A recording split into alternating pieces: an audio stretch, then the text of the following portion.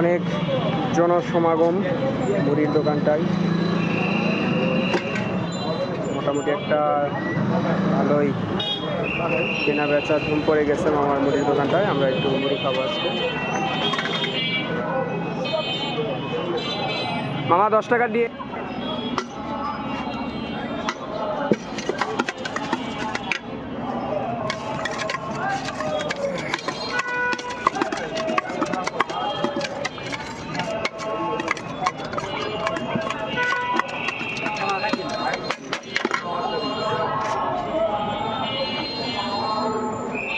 নওগাঁ শহরে এসে কারা কারা এই কাকার মুড়ি খাইছেন অবশ্যই কমেন্টে জানাবেন। যেটা নওগাঁতে এখন মোস্ট জনপ্রিয় মুড়ি বলা যায়। এই মুড়ির স্পেশালিটি হচ্ছে এর স্পেশাল বাদাম। এটা হচ্ছে এই মুড়ির সবচেয়ে বড় স্পেশালিটি।